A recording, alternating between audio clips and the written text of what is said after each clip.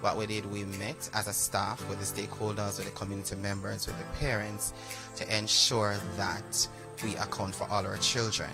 Now, the great thing about this is we already put some things in place prior to the COVID situation. Now, when we realized that there are some students, however, who do not have internet access at home, and then what we decide that we'll have to do is try and find a way to ensure that there is equity in the system and that we can account for all our children. What we did is set up a printing system which the regional office in Region 4 helped to coordinate also with our regional director.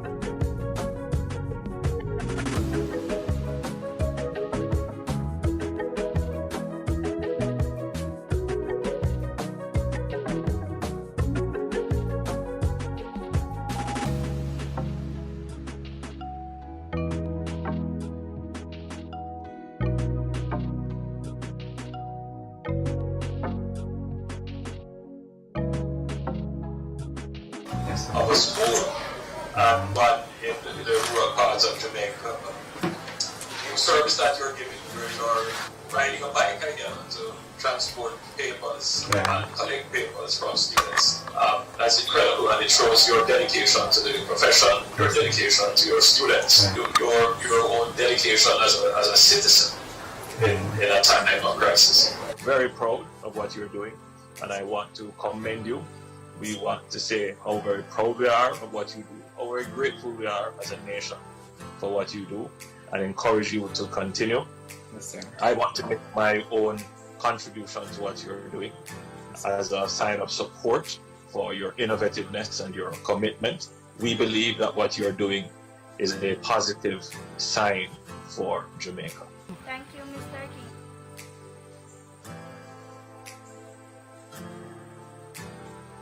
I continue to enrich the minds of our young people because knowledge is power.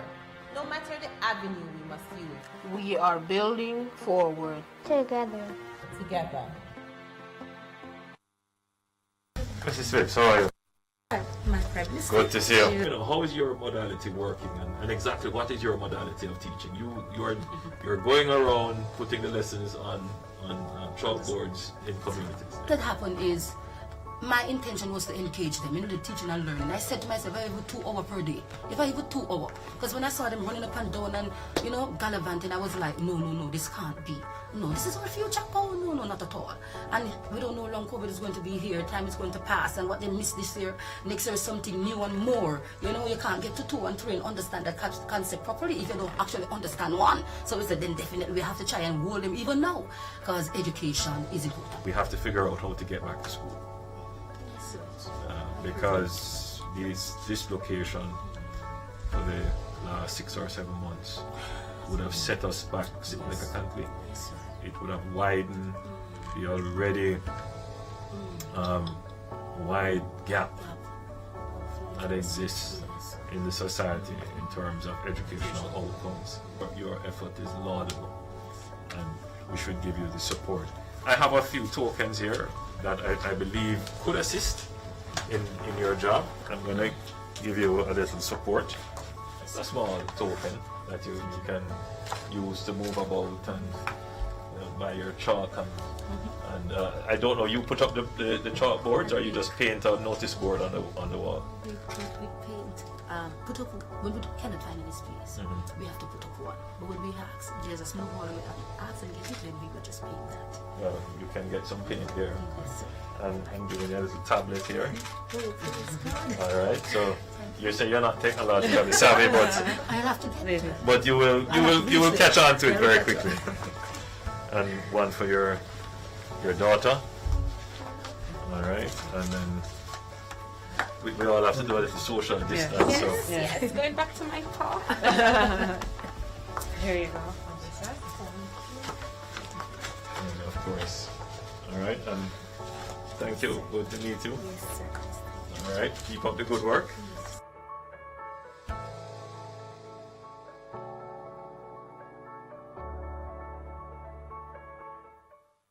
I have currently 600 devices which I'm giving out to all the students registered in schools in this constituency, and then I will seek to go wider afield to other constituencies and other schools as the devices become available. Even after the pandemic, devices such as these will be critical for your learning. So it's not just for the pandemic. We're using this as an opportunity to ensure that every Jamaican child can participate in the digital age with a device. I consider this now the book and pencil of learning. Every Jamaican child must have a device, whether it is a laptop, a tablet, or a smartphone. This is the way of the future. Today I can boast and I can say that the grade 6 students are now all owners of a tablet, and I can also say that the grade 4s are now also owners of devices, and for that we are very grateful. And this means that we are able now to reach our children more, and they are able to log on and to be involved in the online classes that we will have. We were happy to receive 27 devices, which comprised of laptops and tablets. And we want to thank the Prime Minister again and the Member of Parliament through his Positive Jamaica Foundation. And we're happy to have this in this injection in our institution.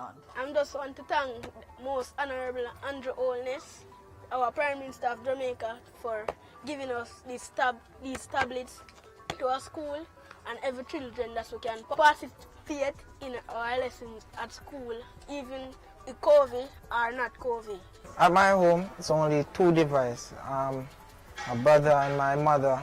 My mother do online work and my brother do online school. It was only 2 devices, and we have to take turns. So it was very hard. So the laptop which I received from the Prime Minister, it's adjusted me to the new normal.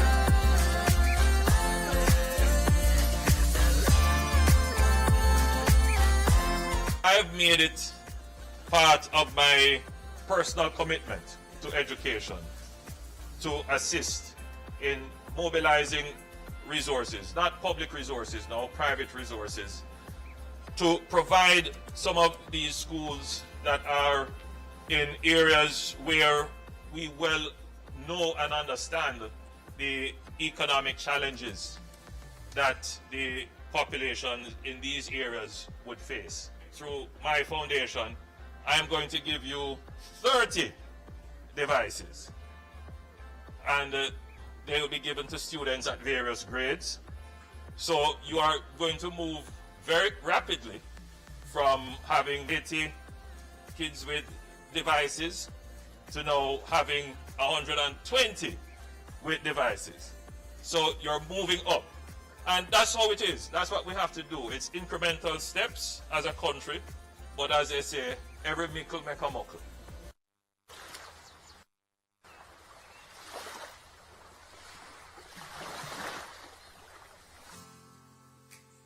Hi, my name is Karen King, the principal of Little Bay Primary and Infant School here in Westmoreland. Been here for the last 2 years. We're working here in the same capacity of being a principal for 2 years. When we realized that we were instructed that school was supposed to be closed, what we did, we met as a staff with the stakeholders, with the community members, with the parents to ensure that we account for all our children.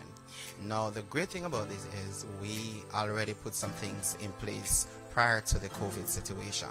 Now, when we realize that there are some students, however, who do not have internet access at home, and then what we decide that we'll have to do is try and find a way to ensure that there is equity in the system and that we can account for all our children. What we did is set up a printing system which the regional office in Region 4 helped to coordinate also with our regional director, and stakeholders, Rockhouse, and the other entities. So we work together on this project. So we print the materials, take them from Montego Bay to Westmoreland.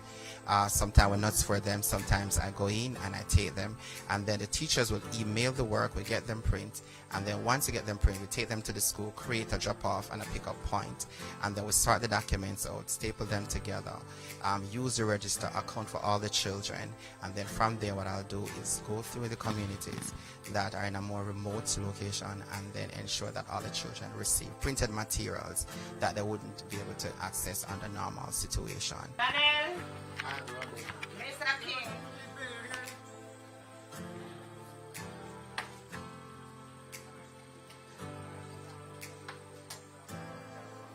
He's doing a good job. Grateful for everything that been doing to my kids. For the week, we deliver to about 6 communities. Where are you what Mr. King is doing for the kids? Good afternoon, sir. How are you doing? King, Yes, sir. you don't mind me saying, but you look like a student. Oh, I'm used to that, sir. I get that every day. It's very good to see young people Yes, in leadership positions in education, but particularly even more pleasing is a young man as a principal Yes, of a school, but in the rural parts of Jamaica. The service that you're giving, where you're riding a bike again to transport papers and collect papers from students.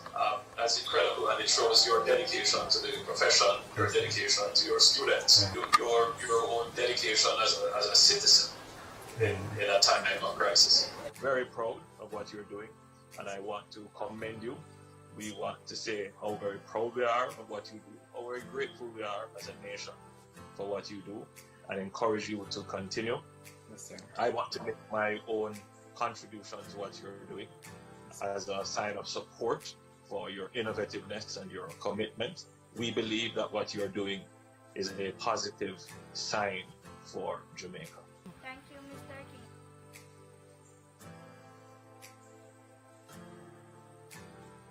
I continue to enrich the minds of our young people because knowledge is power. No matter the avenue we must use. We are building forward. Together. Together. Mrs. Phillips, how are you? My friend, Good to see you.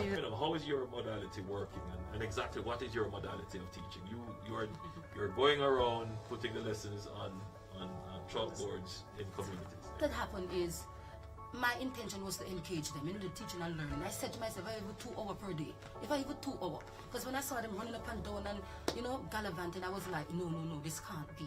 No, this is our future power. No, not at all. And we don't know how long COVID is going to be here. Time is going to pass. And what they missed this year, next year is something new and more. You can't get to 2 and 3 and understand that concept properly if you don't actually understand one. So we said, then definitely we have to try and hold them even now, because education is important. We have to figure out how to get back to school. Because this location for the last 6 or 7 months would have set us back significantly. It would have widened the already wide gap that exists in the society in terms of educational outcomes. Your effort is laudable, and we should give you the support. I have a few tokens here that I believe could assist in your job. I'm going to give you a little support.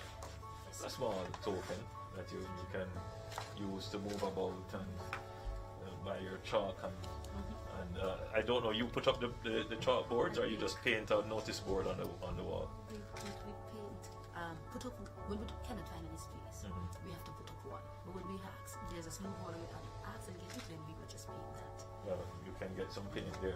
Yes, sir. And I'm giving you a little tablet here. Alright, so you say you're not technologically savvy, but I have to get it. But you will catch on to it very quickly. And one for your daughter. Alright, and then we all have to do a little social distance. Yes, so. yes. Going back to my car. Here you go. And of course. Alright, and thank you. Good to meet you. Alright, keep up the good work.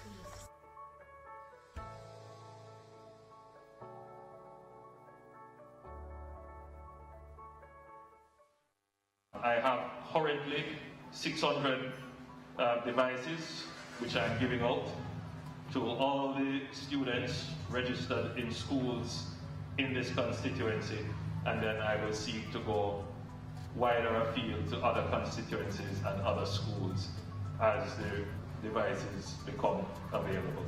Even after the pandemic, devices such as these will be critical for your learning. So it's not just for the pandemic. We're using this as an opportunity to ensure that every Jamaican child can participate in the digital age with a device. I consider this now the book and pencil of learning. Every Jamaican child must have a device, whether it is a laptop, a tablet, or a smartphone. This is the way of the future. Today I can boast and I can say that the grade 6 students are now all owners of a tablet, and I can also say that the grade 4s are now also owners of devices, and for that we are very grateful. And this means that we are able now to reach our children more, and they are able to log on and to be involved in the online classes that we will have. We were happy to receive 27 devices, which comprised of laptops and tablets. And we want to thank the Prime Minister again and the Member of Parliament through his Positive Jamaica Foundation. And we're happy to have this in this injection in our institution. I just want to thank Most Honorable Andrew Holness, our Prime Minister of Jamaica, for giving us these tablets to our school and every children that we can participate in our lessons at school, even with COVID or not COVID. At my home, it's only 2 devices. My brother and my mother my mother do online work and my brother do online school. It was only 2 devices, and we have to take turns. So it was very hard. So the laptop which I received from the Prime Minister is adjusted me to the new normal.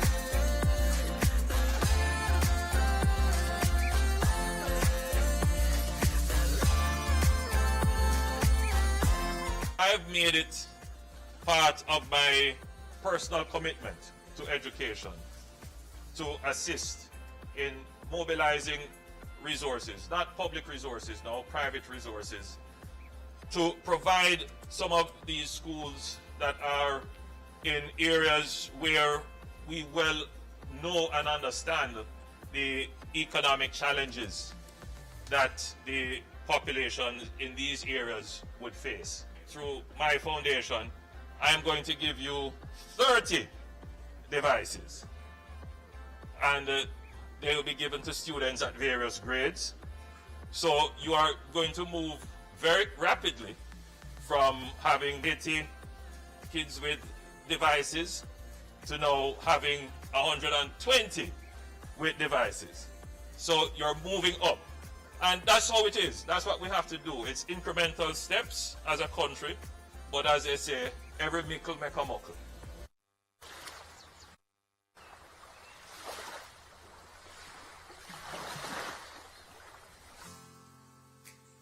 Hi, my name is Karen King, the principal of Little Bay Primary and Infant School here in Westmoreland. Been here for the last 2 years. So we're working here in the same capacity of being a principal for 2 years. When we realized that we were instructed that school was supposed to be closed, what we did, we met as a staff with the stakeholders, with the community members, with the parents to ensure that we account for all our children.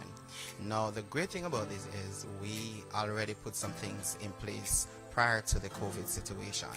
Now, when we realize that there are some students, however, who do not have internet access at home, and then what we decide that we'll have to do is try and find a way to ensure that there's equity in the system and that we can account for all our children.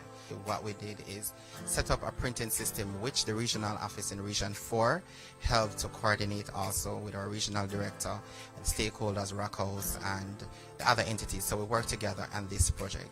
So we print the materials, take them from Montego Bay to Westmoreland.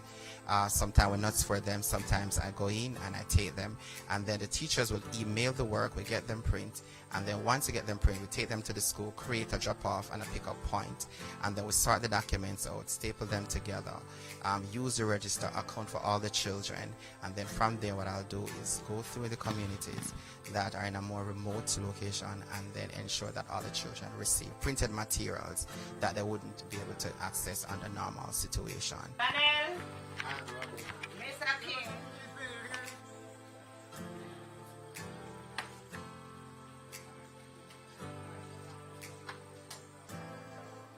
He's doing a good job. Grateful for everything that he's doing to my kids. For the week, we deliver to about 6 communities.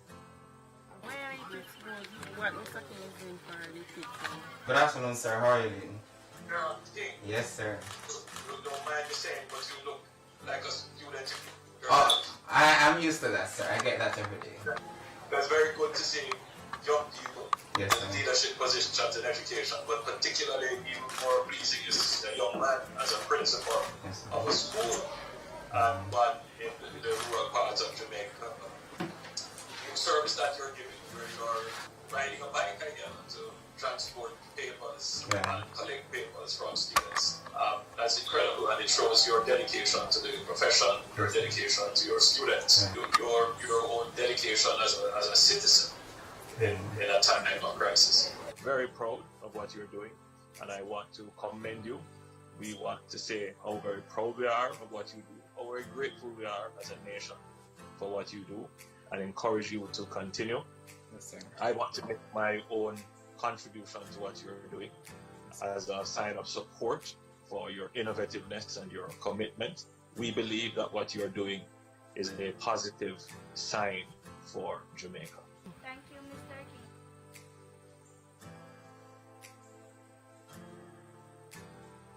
I continue to enrich the minds of our young people because knowledge is power.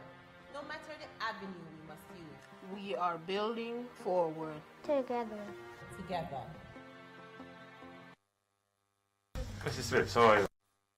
My fabulous. Good to see you. How is your modality working, and exactly what is your modality of teaching? You're going around putting the lessons on chalkboards in communities. What happened is, my intention was to engage them, the teaching and learning. I said to myself, if I even 2 hours per day, if I even 2 hours, because when I saw them running up and down and, gallivanting, I was like, no, this can't be. No, this is our future. Oh, no, not at all. And we don't know how long COVID is going to be here. Time is going to pass. And what they missed this year, next year is something new and more. You can't get to 2 and 3 and understand that concept properly if you don't actually understand one. So we said, then definitely we have to try and hold them even now, because education is important. We have to figure out how to get back to school. Because this location for the last 6 or 7 months would have set us back significantly. It would have widened the already wide gap that exists in the society in terms of educational outcomes. Your effort is laudable, we should give you the support. I have a few tokens here that I believe could assist in your job. I'm going to give you a little support. It's a small token that you can use to move about and buy your chalk. And I don't know, you put up the chalkboards or you just paint a notice board on the wall? We paint, put up, when we cannot find any space, we have to put up one. But when we ask, there's a small wall and we ask and get it, then we will just paint that. Well, you can get some paint there. Yes, sir. And I'm giving you a little tablet here. Alright, so you say you're not technologically savvy, but I have to get it. But you will catch on to it very quickly. And one for your daughter. Alright, and then we all have to do a little social distance. Yes, so. yes. It's going back to my car.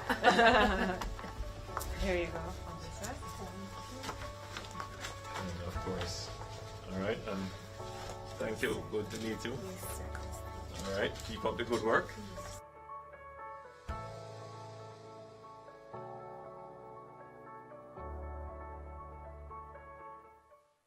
I have currently 600 devices which I am giving out to all the students registered in schools in this constituency, and then I will seek to go wider afield to other constituencies and other schools as the devices become available. Even after the pandemic, devices such as these will be critical for your learning. So it's not just for the pandemic. We're using this as an opportunity to ensure that every Jamaican child can participate in the digital age with a device. I consider this now the book and pencil of learning.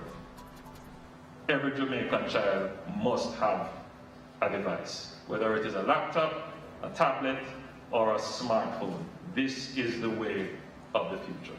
Today I can boast and I can say that the grade 6 students are now all owners of a tablet, and I can also say that the grade 4s are now also owners of devices, and for that we are very grateful. And this means that we are able now to reach our children more, and they are able to log on and to be involved in the online classes that we will have. We were happy to receive 27 devices, which comprised of laptops and tablets. And we want to thank the Prime Minister again and the Member of Parliament through his Positive Jamaica Foundation. And we're happy to have this in this injection in our institution. I just want to thank Most Honorable Andrew Holness, our Prime Minister of Jamaica, for giving us these tablets to our school and every children that we can participate in our lessons at school, even with COVID or not COVID. At my home, it's only 2 devices. My brother and my mother my mother do online work and my brother do online school. It was only 2 devices, and we have to take turns. So it was very hard. So the laptop which I received from the Prime Minister is adjusted me to the new normal.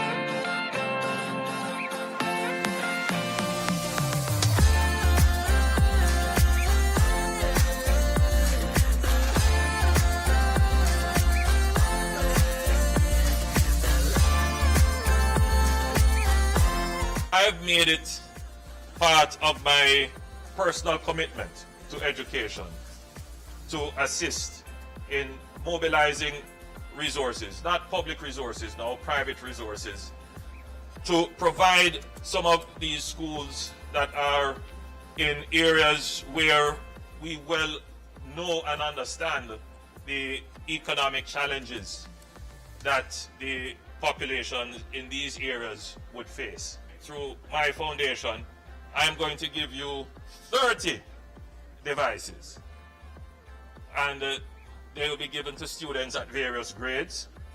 So you are going to move very rapidly from having 80 kids with devices to now having 120 with devices. So you're moving up. And that's how it is. That's what we have to do. It's incremental steps as a country. But as they say, every mickle make a muckle.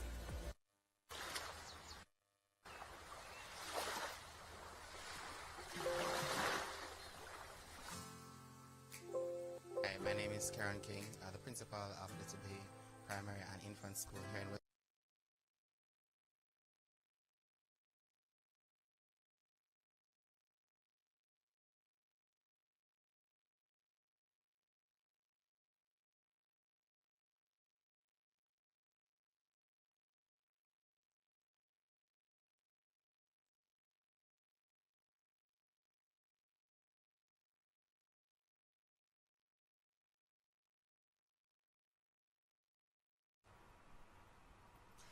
Good afternoon, everyone, and welcome to this virtual town hall on vaccine sensitization for the education sector.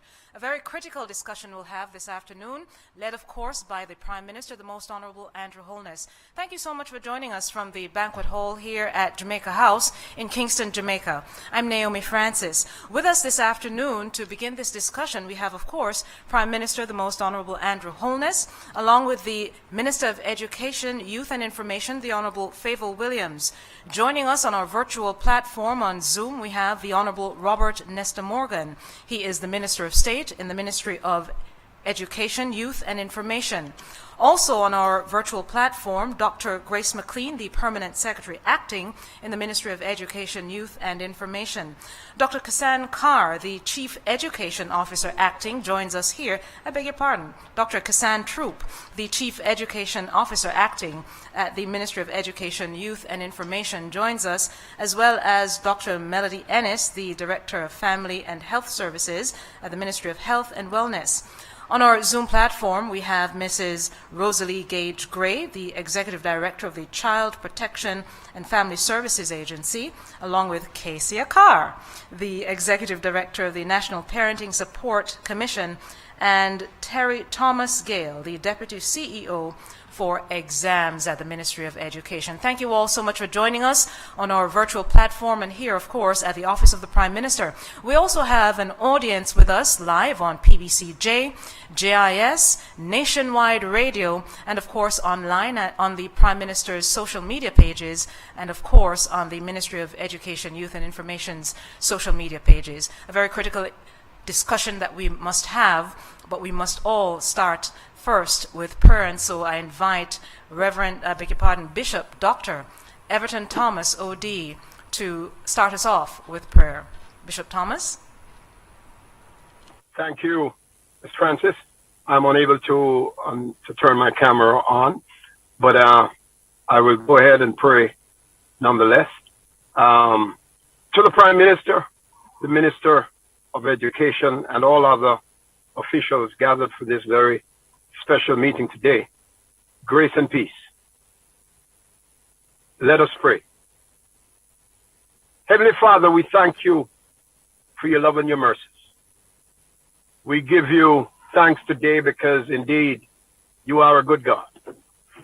And Father, even on a bad day, you are a good God. And so we've learned that in life, we are either in a storm, coming out of a storm, or going into a storm. And Lord, the storm of coronavirus, the COVID-19 storm, is still with us in June 2021. But we give you thanks because your word instructs us that in everything we should thank you, in the good times and the bad times. And yet, Lord, as we try to navigate through this storm, we pray that you will help us with the challenges that we face. Many are dealing with severe stress, the anxiety that has been brought on by this pandemic. Fear of the unknown, fear of the present, fear of the future. But God, we thank you and we pray that you will help us through this time as we apply your word that says, lean not to our own understanding, but in all our ways we should acknowledge you and you will direct our paths. And so we thank you for this gathering today. Those who are gathered face to face and virtually, I pray for the success of this initiative. I pray, Father, that you will continue to bless the Prime Minister and those who are seeking to mitigate the negative effects of these times. We give you thanks and we bless your holy name as we pray in your name. Amen. Amen. In Jesus' name.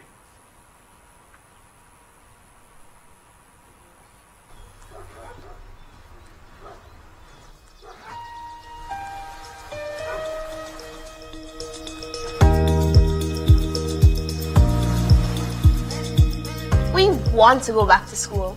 We miss seeing our teachers and our friends. We need more schools to reopen. But in order for us to go back, everyone has to play their part. Prevent community spread by wearing your mask, washing your hands, and sanitizing as often as you can. Schools won't reopen unless the community is following all safety measures. Face-to-face learning for all schools is what the Ministry of Education, Youth and Information hopes to achieve soon. So do your part. Let's send the kids back into the classroom.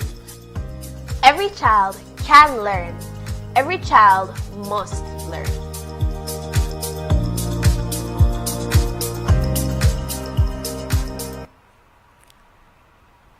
Thank you indeed. Every child can learn, every child must learn, and very important from that video that there's great anticipation, not just from the students, but certainly from parents who certainly are trying to navigate these times, especially to deal with their children's education.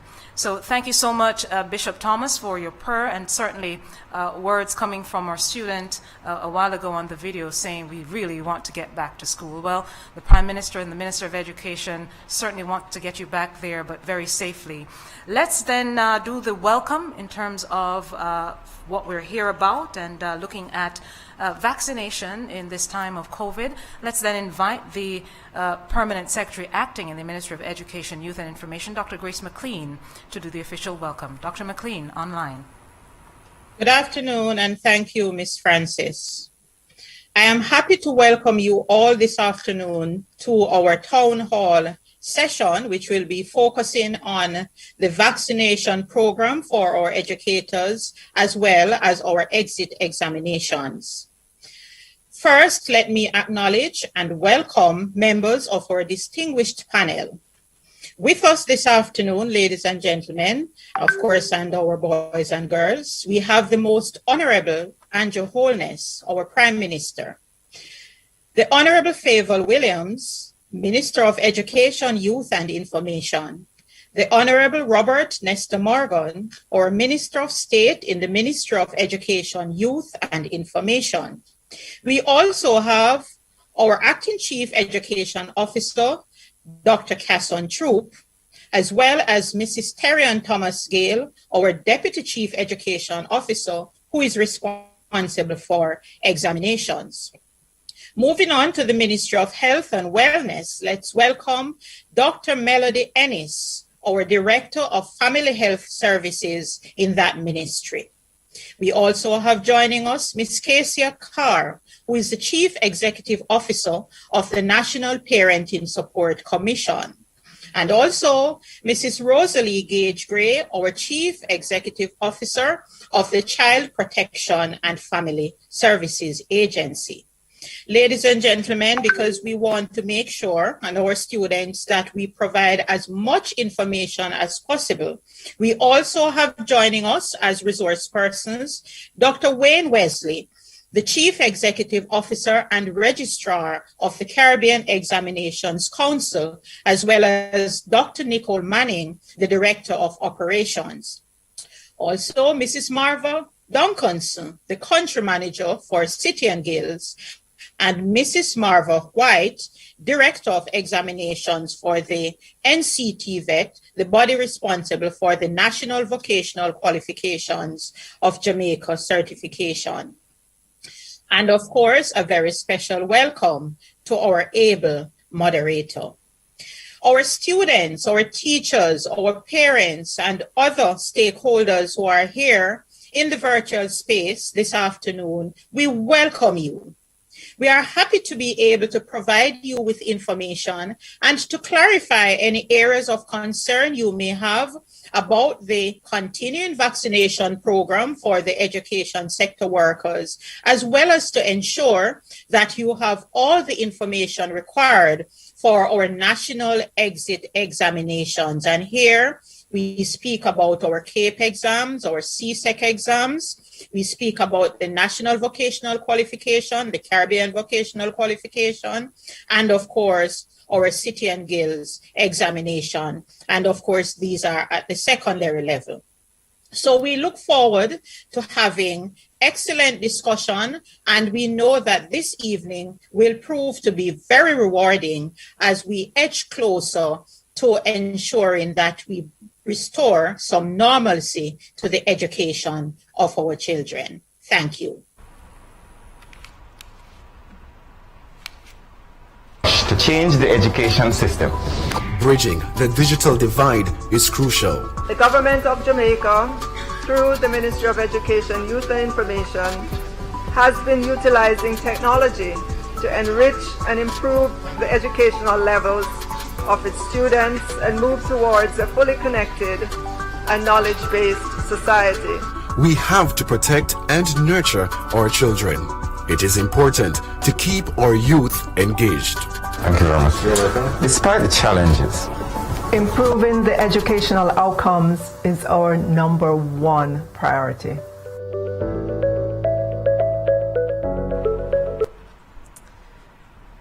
Minister is entirely right. Improving educational outcomes for our students to increase the knowledge level in the society is a #1 priority. Thank you so much.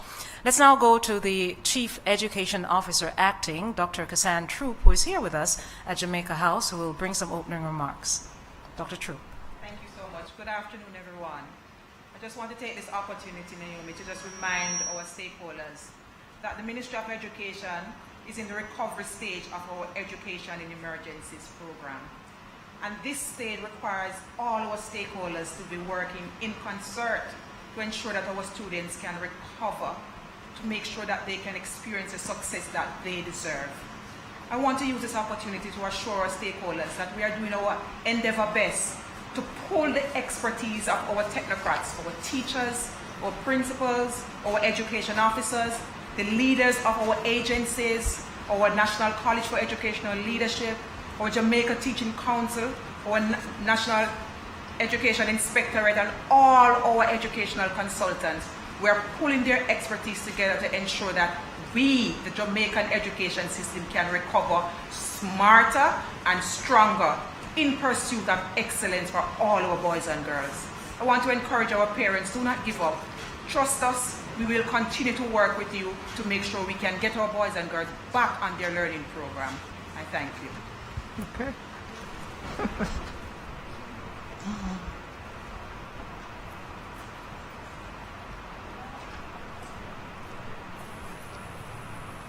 Thank you so much, Dr. Troop. Always passionate about our education process and, of course, our students in ensuring that they get the best education possible. You know, yesterday, in the midst of all the emergencies that we've had to do, the protocols that we've had to implement, we had some good news. We celebrated the lowest rate for the day in terms of the lowest positivity rate for COVID-19 in a long time, couple of weeks, Dr. Ennis, am I correct? I think it was 2% yesterday. That was good news. So to talk with us a little bit more about, you know, COVID-19 and education, let's invite then Dr. Melody Ennis, the Director of Family Health Services, but looking more toward the health side in terms of, you know, what we can do, and certainly appealing to our educators, not just teachers, but all in the education sector, to get vaccinated and ensure that we have some semblance of normalcy coming forward. Dr. Ennis. Thank you so much, Madam Chair. It is indeed our pleasure from the Ministry of Health and Wellness to continue this vaccination program. We started on the 10th of March of this year, and ladies and gentlemen, we are pleased, ecstatic even, at the outturn of persons. But as we recognize the impact of this pandemic on our children, we had in the Ministry of Health and Wellness anecdotally noted the deficits that our children would face.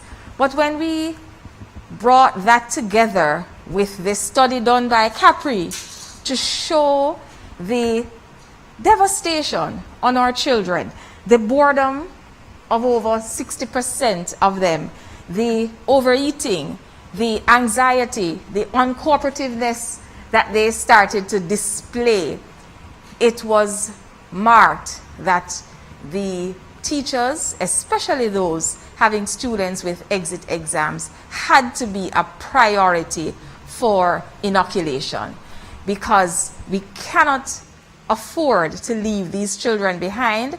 And even though we're not leaving them, the catch-up period is so critical and so delicate that in all of our best interest, we may have some challenges. So our teachers started to come out for their vaccines, and we were able, in our blitz that took place, to vaccinate over 7,000 of the teachers. We know that that's just about 40%, maybe a little less than 40% of the population of teachers. But we continue to encourage all of them, especially those having students with exit exams, to make their appointment, because they can get their first dose at this time. And of course, for those who are in line for their second dose, we are encouraging you and reminding you that one dose is not enough. And if you do not get the second dose, then, you know, as we say here in Jamaica, you're gone right back to square one. Because, and of course, you would have muscled up and taken that first jab, and then to make it go to naught, that's just not the way. But more importantly, it is protection that we're seeking. And therefore, you need to get that second dose to ensure that those memory cells are developed, so that once the virus comes into the body, we can shoot it down in short time. So for all of our teachers, please make your appointment for the first dose, and for those for the second dose, come on out. It is critical as we all work together, health, education, to ensure that our children are out come September. Thank you.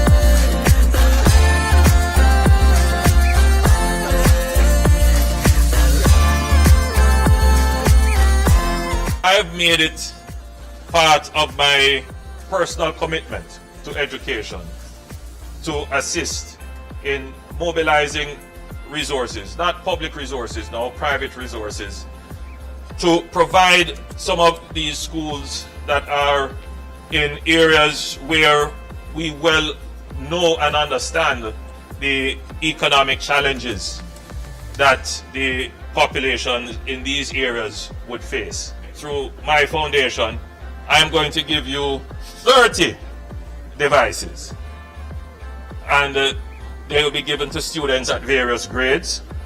So you are going to move very rapidly from having 80 kids with devices to now having 120 with devices. So you're moving up. And that's how it is. That's what we have to do. It's incremental steps as a country. But as they say, every mickle make a muckle. Indeed, every mickle make a muckle. Thank you so much, Prime Minister. Prime Minister, of course, doing his part, not just through the Ministry of Education, through his own foundation, his own initiative to ensure that our students receive tablets. The need certainly is a lot, but certainly one by one we'll ensure that each child is provided with a device. You know, earlier Dr. Ennis spoke about the fact that we don't want everything to come to naught and you must get vaccinated. Take the first and take the second. Very important. We only have the 2 dose at this point. But the Prime Minister and the Minister are very keen on evidence-based decisions. Statistics actually inform what we do. I calculated it for you. It just takes between 10 to 15 seconds of your life to get that injection. Am I correct, Dr. Ennis? Between 10 and 15 seconds. It's like, and it's just a mosquito bite if you feel that, right? Right, Doc? If you feel the mosquito bite. Well, anyways, certainly here with us this afternoon to talk a little bit more about, though, education in the time of COVID and ensuring that our educators, all those in the education field, understand what's going on in the decisions and policy making in this time. We're joined by the Minister of Education, Youth and Information, the Honourable Favour Williams. Minister. Yes, thank you, Naomi. Good afternoon, everyone. Let me recognize the Most Honourable Andrew Holness, Honourable Nesta Morgan, our State Minister, our Permanent Secretary Acting, Dr. Grace McLean, Dr. Casson Troop, who's to my left, our Chief Education Officer, and of course, on the platform with us this afternoon, Dr. Melanie Ennis, Director of Family Health Services. Let me begin by commending our teachers, our students, and parents for the resilience and the patience that you've demonstrated through this pandemic since March 10th of last year. We know it has been difficult, but you have stood up to the test, and I want you to know we will get through this together. The Ministry of Education, Youth and Information, in collaboration with our school leaders, successfully managed the preparation and administration of the Primary Exit Profile PEP6 ability test on May 26, 2021. Preliminary reports that we have is telling us that approximately 33,000 students were present for the exam. In terms of, and all these students did it safely. There was just one situation in which a student was reported to be infected with the coronavirus, and preparations were made for the student to sit the exam safely. Another student was reported to be in the hospital, and as is usual, the staff was deployed to the hospital to support the student in completing the assessment. So all these scripts are in, all the exams are in, they're being checked and graded. We will let you know very soon about the release date, what the weightings of the scores are to be. We're doing that analysis right now. In terms of our CXC exams, plans are in place to support the administration of the exams, which will commence on June 28, 2021. The Overseas Exam Council, as you know, is the agency with the remit to ensure the smooth preparation for and the administration of the CXC exams, as well as the return of exam scripts for marking. They have reported to us that all the centers have been finalized. Presiding examiners have been engaged, trained, and they've deployed the scheduled. The schools, through the exam coordinators, continue to liaise with the OEC to ensure on-the-ground readiness, the pickup and return of exam scripts in a timely manner. Just to delve a little bit more into the CSEC, I know there's been a lot of information out there, but we're giving you the definitive information. The exams, as our students and parents are aware, will be in its original format, paper 1, paper 2, and 100% moderation of our school-based assessment. All school-based assessments are to be submitted by June 30th, 2021, after having gotten an additional month for this submission. The exams will begin on June 28th, and they will run through the month of July to July 31st. An additional 2 weeks would have been granted. Students who decided to defer the sitting of the exam to January and May of 2022 would have done so already. And in terms of the numbers that we have, 7,651 students would have decided to defer their CSEC exams. 429 would have deferred their CAPE exams into next year. By now, all students should have gotten the exam topics, and they've been narrowed down more than in the first release of those topics. Plans are in place to have the exam results released by either late September or the first week in October 2021. This was communicated to us by the CXC. CXC as well told us that consideration will be given in the grading process to account for the psychosocial effect of the pandemic on the students. And we do have Dr. Wesley on. If there are additional questions as to exactly what that means, he's here to ask. In terms of City and Guilds exam, approximately 24,000 students are registered for that exam. And that exam will begin in August 10th to 11, 2021. 16,000 students are registered to sit the NCT VET exams, and those are going on this week. Today would be the last day. They were scheduled for June 7 to 11. Our parents and students would have known as well by now of the postponement of PEP 4 and 5. Given that those exams are curriculum-based exams, we decided to have those during the first semester of the next school year, which we're expecting to begin in September. We have started to do the diagnostic tests for our grades 1 to 9 students.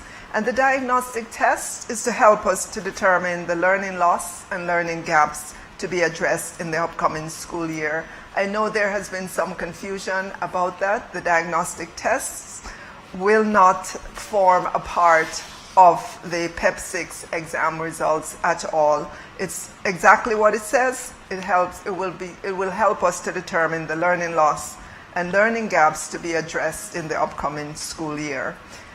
Grades 4 to 9 would have already taken their diagnostic test. The last cohort of grades 1 to 3 will be doing theirs June 14 to June 18. We did announce as well the cancellation of the grade 9 achievement test. This had to do with the fact that, again, this is a curriculum-based test, and so we did not think it would have been equitable for us to have that exam this year.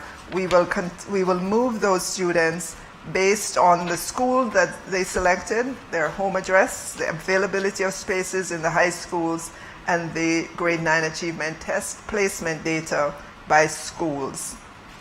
Turning now to vaccination, approximately, and you would have heard Dr. Ennis say this, our number is that approximately 8,000 teachers are already vaccinated, and our plans are in place for others to be vaccinated, and Dr. Ennis will speak more about that and will answer questions on the vaccination. All things on the ground are ready. We've been working with the Ministry of Health and Wellness to ensure that our school grounds are examined and they pass the test for the Ministry of Health and Wellness. And we will continue to work during the summer to ensure that everything is in place for the upcoming school year. So should the Prime Minister give the go-ahead for face-to-face, we don't have to be, hemming and hawing, because we would have spent the time to be ready. And of course, schools have been told to do temperature checks of students to ensure that there are wash stations all around. And in my going around to schools, I am seeing wash stations everywhere in schools. The ministry has ensured that schools continue to get hand sanitizers and other type of equipment to help them to ensure that once the students turn up, they're in a safe environment. And those are the updates that we have coming from the education sector. I look forward to the questions that you may have as we go along this afternoon. Thank you. Thank you so much, Minister. A lot to chew on, and I can understand the anxiety of so many of us parents in this entire process. But I think parents can be confident that you're a good captain of the ship and we're navigating quite well. So for those who are online viewing, we ask that you have your questions ready.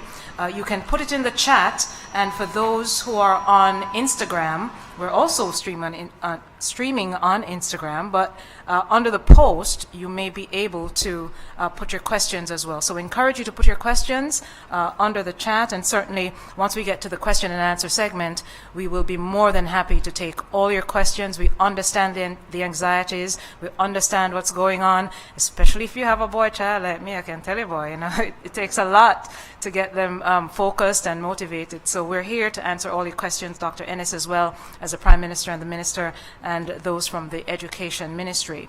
Let's now go to a video ahead of the Prime Minister's presentation.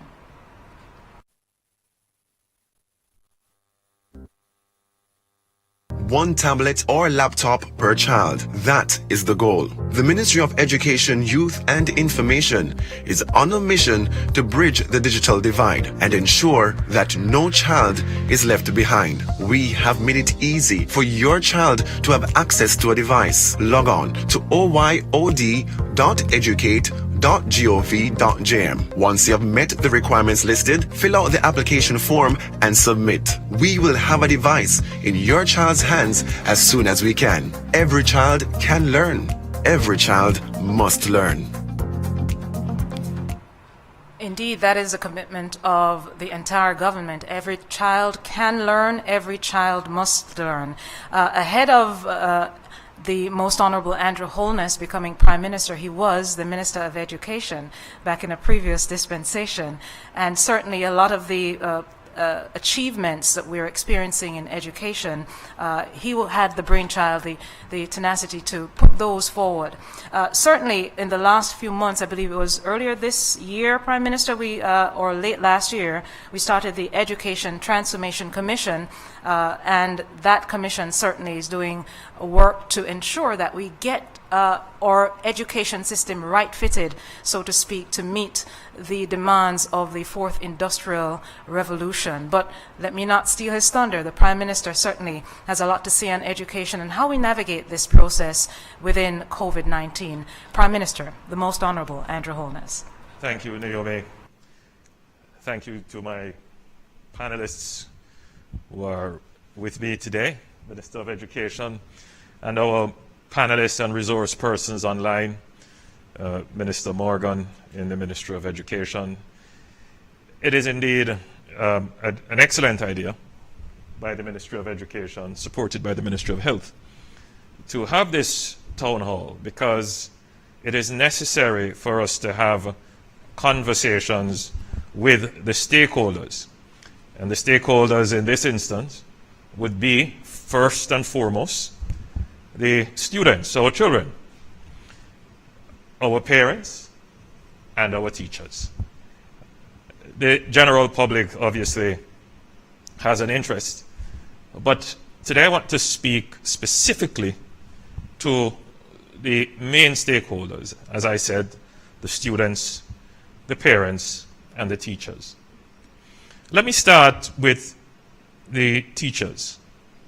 First, let me thank you for taking the vaccines. And I'm saying it generally. I could be a little bit more specific and say, let me thank those who have taken the vaccine, which amounts to about 40% of the maybe 19,000 teachers that we officially have registered in the system. The level of take-up is not sufficient in my mind to put us on a firm pathway for the return of face-to-face education. I know that there is hesitancy, and indeed, in terms of the organization of the teaching profession and the leadership of the teaching profession, there might be some differences in approach to the vaccines. I want to take the opportunity to appeal to the leaders of the teaching profession and to the teachers themselves that we will not be able to return to face-to-face education with confidence if we do not have a sufficiently high level of teachers vaccinated. in my mind, and I'm not speaking now as a public health professional, Melody's here, she could tell you what that number would be. We have targeted 65% of the population for us to have herd immunity. But we would like to see upwards of 80% of our teachers vaccinated. Particularly, we would like to see those teachers who are in the vulnerable age range vaccinated. As you would see from the statistics provided for the general population, that the risk rises very rapidly for a fatal event if infected after you have passed 60. So teachers who are closer to 60 or past 60 who are still operating in the system, maybe our principals, some of our senior teachers, we urge you to get vaccinated. If you have comorbidities, and we know that comorbidities are high in the population, particularly as it relates to diabetes, heart conditions, and so forth. So, obesity. So we encourage persons who are predisposed or who are currently suffering from any of these ailments to get vaccinated. Generally, we are encouraging all teachers to get vaccinated. Now, I have been fully vaccinated, and there is a nexus, Melody and Minister. Well, you have been fully vaccinated. You were first in line to get vaccinated amongst the ministers. You had no hesitancy whatsoever. None at all.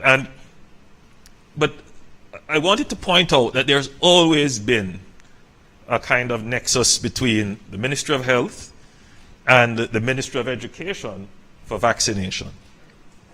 Always. I remember my time in primary school when, you know, I was never afraid of the vaccine, but I was afraid of the needle. So I would, you know, when my time came to go to the front of the line, I would go to the back until I got my jab. And we've been doing this. Almost all Jamaicans have had this experience through our primary education system. And many of our teachers who are parents would be the first to insist that their children get vaccinated. And presently, it is the law, it is required for students who are registering in school for the first time that they show their vaccination certificates, their vaccination documents, which would include their first shots and their booster shots.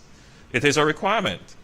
So I'm not quite understanding of this movement of anti-vaccination when Jamaica has benefited from participating in a full-scale public education campaign and public vaccination campaign. Indeed, we have removed from our population many health threats, many diseases, by virtue of participating in full vaccination campaigns. So, whilst I respect, Melody, I do respect, and Minister, I respect the opinions of persons who may have some hesitancy or some beliefs different from the beliefs I have, and it is a democracy, people are free to have it. But you are not free to in any way destabilize or prevent others from getting vaccines. You're not free to do that. You're not free to disrupt, to discourage others. It is a disservice to the country. We need to attain 65% of the population or more being vaccinated before we can achieve what the scientists call herd immunity, where there is a significant number of the population so vaccinated so that spread becomes difficult or impossible. So I would encourage persons who are hesitant not to prevent others, not to spread misinformation. If that's your view, that's your view. But I would also encourage those who may be undecided, who may be contemplating, to please make the decision to get vaccinated. The government will continue through efforts like this to engage and to provide the information. And you on your own can, in today's world, we live in the information age, you can find the right information to help you to make the decision about vaccination. Aside from that, however, the Minister of Education said, we are preparing for the reopening of face-to-face education, the reopening of school, if the Prime Minister gives the go-ahead. And I want to just place all of that into context. The decision to return to face-to-face will be driven, obviously, by the public health science, but it will also have to be balanced by the social and economic imperatives. The Cabinet of Jamaica, which I lead, takes into consideration all the recommendations that come from the Ministry of Education, from the Ministry of Health, from the Ministry of Finance, and we balance them. Because at the end of the day, we don't want you to survive COVID and die of hunger. You know, that's the stark reality. So we want you to survive COVID and still have your job. We want you to survive COVID and still be educated. So the perspective that we have now at this point in time is that we are looking to a return to face-to-face education in September. This is our thinking at this point in time. Things could change. You could have a third wave. It could.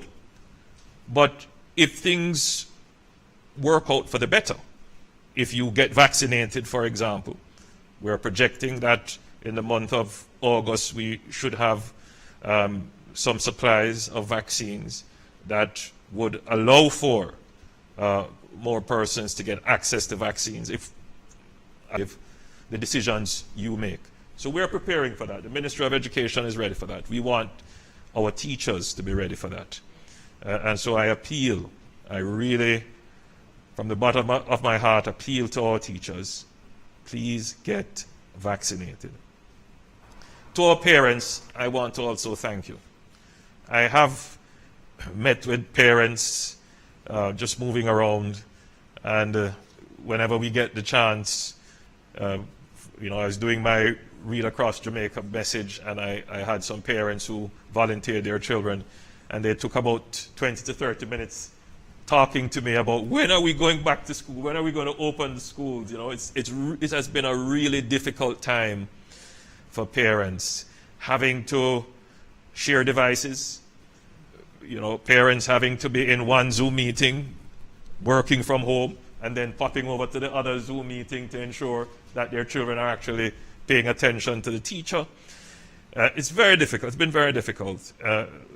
But for other parents who are without means, it is also painful. They can't help their children. They're just not in a position to give their children any supervision. And it's been very painful. You know, there's a view in the society that teachers have had it very easy. That, you know, they're home, they do classes maybe or maybe not. But there are actually teachers who have been affected by not being in the classroom psychologically. And it hurts them seeing their children running up and down on the street, can't be in class. And the question, why is it that, you know, they're on the streets anyway, they should be in the classroom. And I've had teachers that I've had to talk to, not counsel, but discuss with them, you know, and explain, because it does hurt them, and they are professionals, and they take their jobs very, very seriously.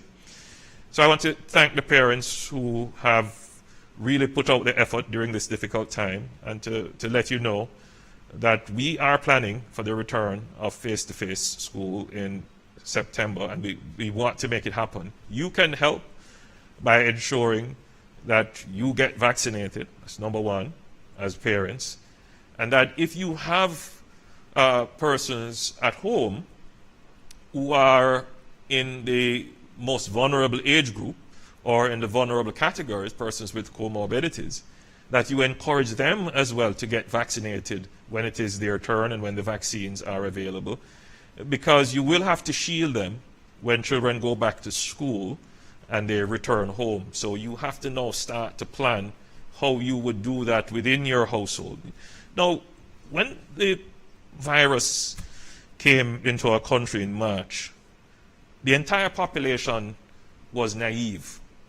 We were naive on two counts. We were naive, our immune systems, Melody, we just didn't know. Our immune system did not know how to respond. But we were also socially naive. It's the first time we were hearing about social distancing. It's the first time we were, being told to wear a mask. It was really new to us. And we are no longer naive in the sense of our social response. We now know what to do. We know that the wearing of masks work. We know that washing your hands, that ablution works. We know that if you maintain distance and control your gatherings to less than the recommended amount on the DRMA, we know that these things work. So we're no longer naive in that regard. Our immune system, however, is still naive. Make no mistake about it. Only what's the new number? 8% have gotten?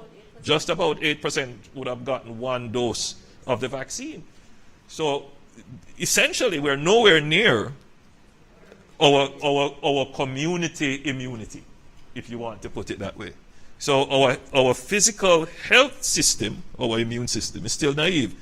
But our social health system, by now, should be quite attuned to what we need to do. So as parents and as Jamaicans generally, you know what to do.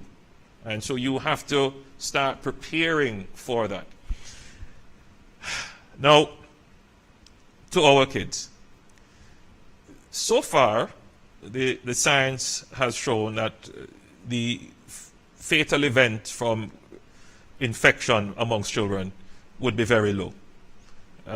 Still, children have died. Government can't take the risk to say, okay, because your numbers are low, you are free to do whatever you want to do. That couldn't be the case.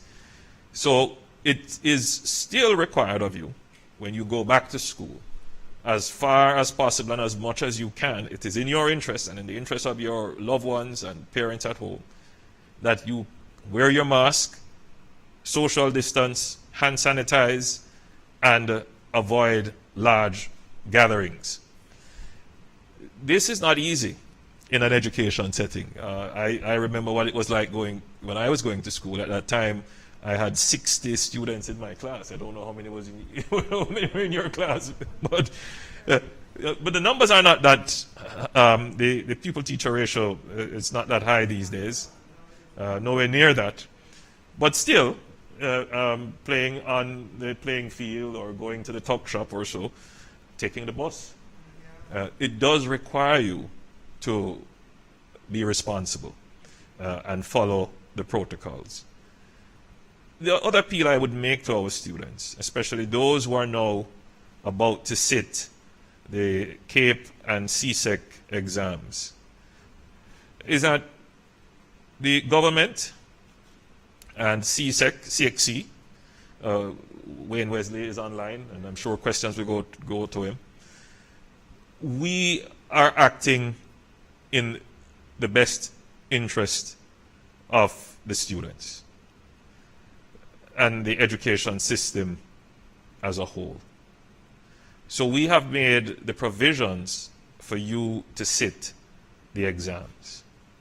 We are aware that some students, by virtue of the disruption of the pandemic and the loss of face-to-face teaching, and we acknowledge up front that online learning, virtual teaching, and other methodologies are not satisfactory replacements for face-to-face teaching. They do come in some instances, for those who have the resources, can come close. But we acknowledge it is not the same thing, and therefore you would be at a disadvantage. Nevertheless, provisions have been made to make adjustments to the exams that would be fair to you. I know there is a massive push, a serious discussion amongst parents and students who have exams to take, that we should not have kept any exams, that we should have abandoned the exams. And I have paid close attention to the debate. We weighed the considerations. And we would face in the education system a very serious problem if we had to contemplate 2 or 3 cohorts sitting the exam at one point.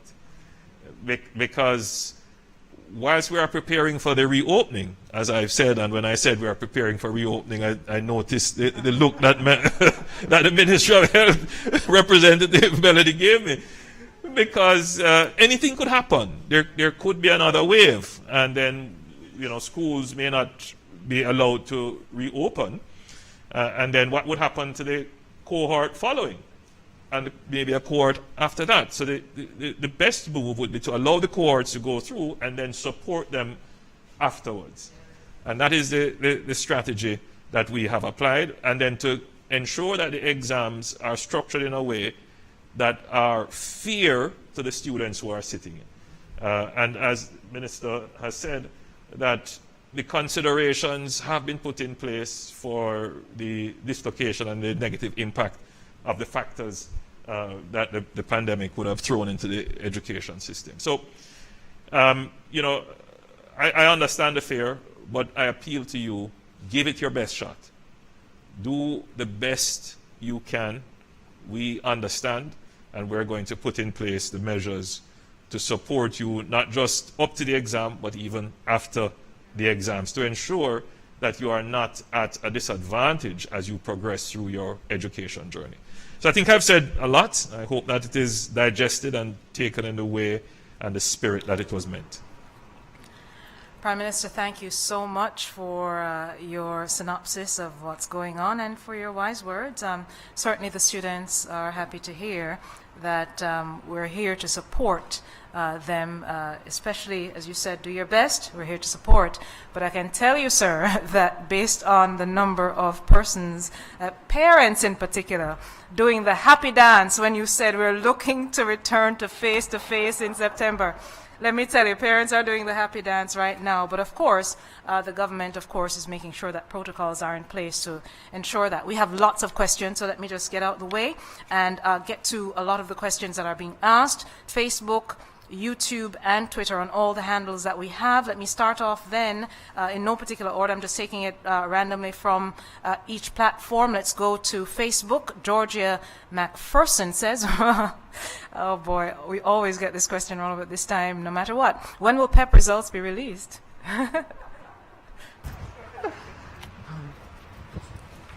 Okay, I was anticipating that question, Naomi.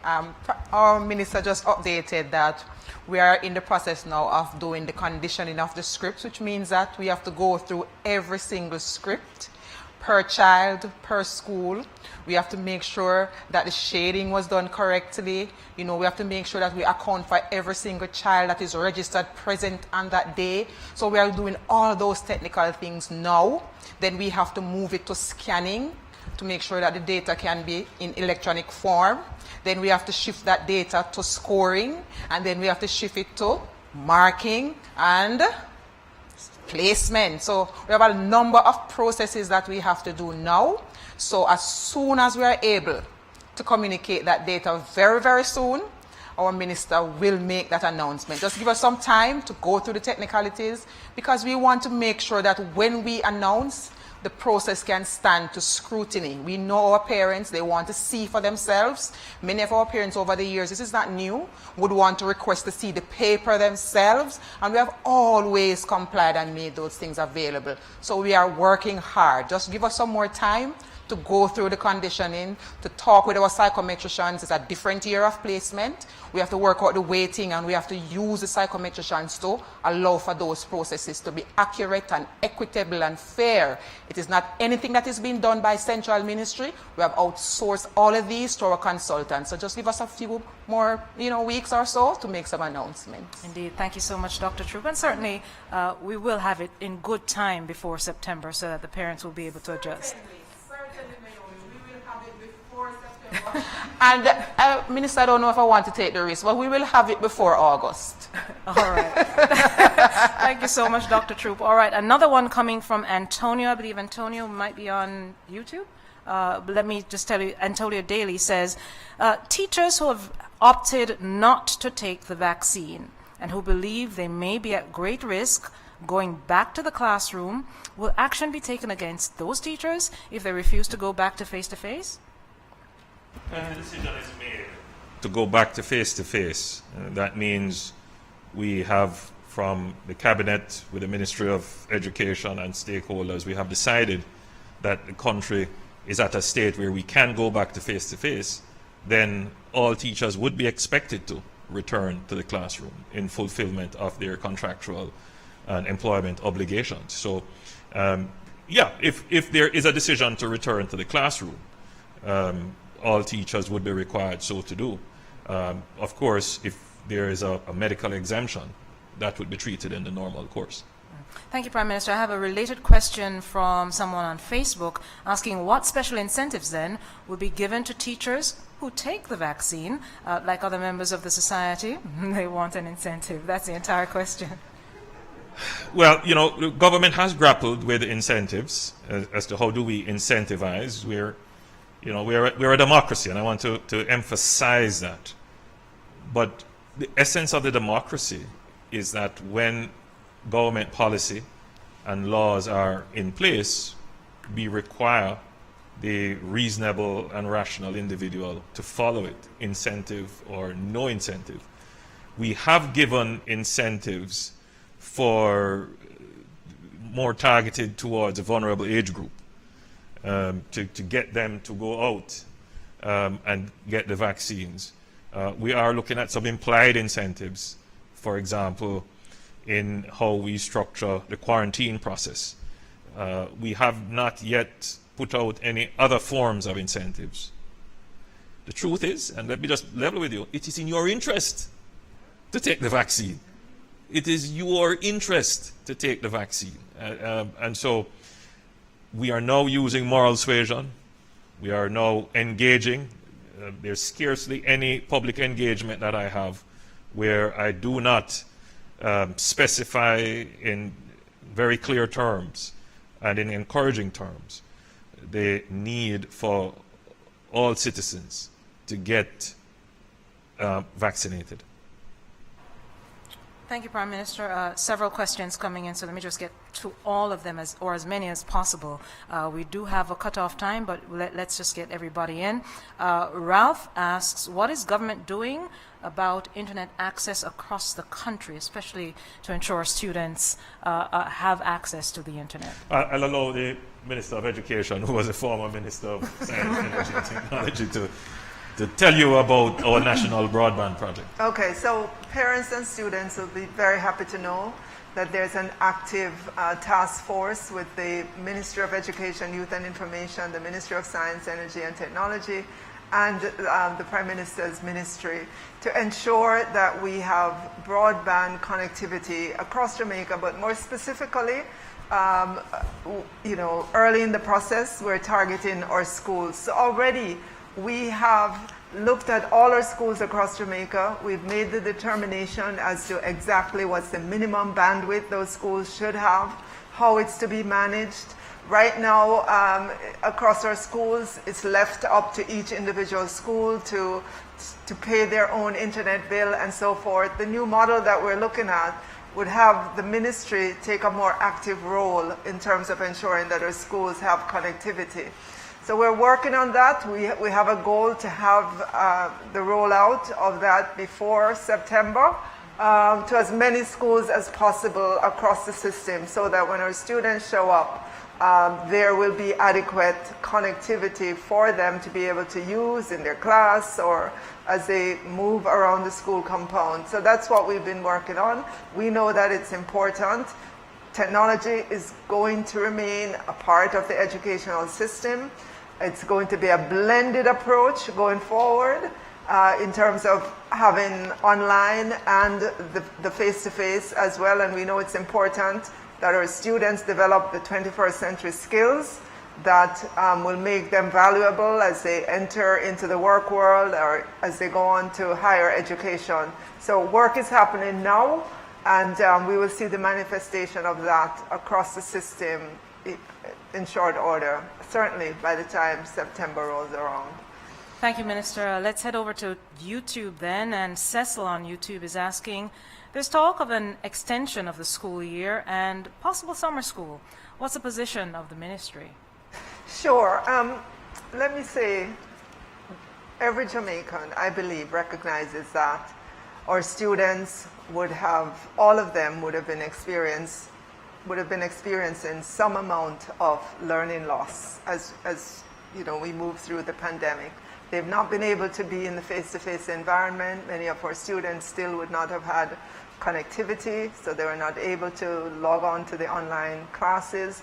And for those students who had connectivity, they had issues with just the frequency, how many times they've had to, they've been dropped off and having to come on again to the system. Education takes time. Learning takes time. And in order for us to catch up, to have our students catch up to where they were before the pandemic and to move them further, we have to spend more time. And so we are in the planning phases right now for summer. You will hear more about it as we approach. I think in the next couple of weeks, next week, we will unveil exactly what the plans are. Our theme, and I can reveal that now, our theme will be recovering smarter, and it's obviously will be voluntary, but if you want to recover smarter, we'd suggest that you look at what we're offering and what we're coming with for the summer. In terms of extending this school year, by default, it has already been extended because the exams have been pushed into July, into way down, and August. So the school year has already been extended by default. So that's where we are now. We're encouraging our students. Yes, we know, and parents, we know you've been living through the pandemic, and we know the hardship and so on. But we have to make all the preparations, and we have to ensure that your education is still accessible, regardless of whether it's summer, regardless of whether it's night or day. And we have the technology. We can scale it up across the system, and we have a responsibility to do so. And again, it's going to be voluntary, but as we say, if you want to recover smarter, we'd encourage you to get involved. Yes. Thank you so much, Minister. Stephen on Facebook is asking, what does CXC mean when they say they're making the marking will be lenient? Wesley's online. I believe Dr. Manning is on. Dr. Manning, would you like to take that one? Or Dr. Wesley? Dr. Wesley? Are you hearing me? Wonderful. Is that Dr. Manning? Yes, it is. Hi, Dr. Manning, yes. What does CXC mean when you say that you'll make the marking lenient? Okay, so let me just say that in terms of the fact that COVID-19 is a pandemic, and it is seen as a overall what we call a hardship year. And so CXC has within its policies mechanisms to address or to take into consideration these issues as they exist within the pandemic. Now, from a psychometric perspective, what we would be, Right. From a psychometric perspective, what we normally do is to do an analysis based on the performance of the candidates for the particular subject area. So we look at it and we do the analysis, and then we make the decisions in that context. So I'm trying to make it as simple as possible, but it is that we have to look at the performance of the candidates and then make a decision where that is concerned. So to put it very simply, you may have candidates performing, you look at candidates' performance on a particular question, for example, and based on what you're seeing in terms of the general performance of the candidates, then we would make a decision from there. So you're marking on the curve? No. Okay. We are making a decision. I'm not going to use the term marking on the curve because it is right. There is further analysis that you have to do. And this is a system that we have. Hardship is something that, for example, if a candidate's parent die on the day of the exam, we take that into consideration because usually we get a report from our local registrar. So we take it into consideration that if it is based on the performance of the other students, this particular candidate is showing that they may have been impacted because of the loss of the parent. So we do the necessary psychometric analysis, and we award the most appropriate grade for that candidate. So it's not something that is, we do it in a systematic way. So I want to let you know that it's something that is technical. All right, so it's not right. So it is that we have to do our necessary psychometric analysis that is for us to make those decisions. Okay, I hope that helps. Yes, Doc. I just wanted to just make it clear that the actions of CXC in terms of ensuring that they have grades that reflect the situation would not be arbitrary, and that they would apply time-tested and proven scientific ways of evaluating the grades in times of hardship. And so the grades that you will get will be grades that are valid grades, which would also take into consideration the particular situation in which we are. Thank you, sir.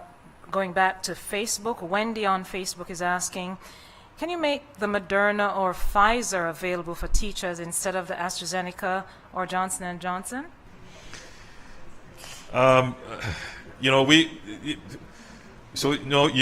You have hesitancy and preference. We would not be able to, at this time, say which vaccines we will have. We already have in train contracts for AstraZeneca, and I believe Johnson & Johnson. Melody, you could take over to say exactly what we have. There are some, but just before you come in, we have heard it being said that the rich countries plan to make available supplies. It could be that you could see flows of Moderna or Pfizer, but we would not want to, give too much hope on that. We would want to be able to say what we have negotiations and contracts firmly for. So go ahead now. Thank you, Prime Minister. I want to start off by saying that the best vaccine for us to take is a vaccine that is available. And we should recall that all the vaccines that are placed on the WHO's listing for use are certified efficacious and will prevent persons from becoming severely ill, from being hospitalized, and from dying from COVID. I think that is enough incentive for all of us to go out and get vaccinated. Notwithstanding that, we are a part of the COVAX facility, and that entity has committed to providing vaccines for our most vulnerable up to March of next year. And within the COVAX facility, there's a portfolio of vaccines that should become available to persons. And on that list for quarters 3 and 4, July to September and October to December, we are seeing Pfizer, Johnson & Johnson, and AstraZeneca.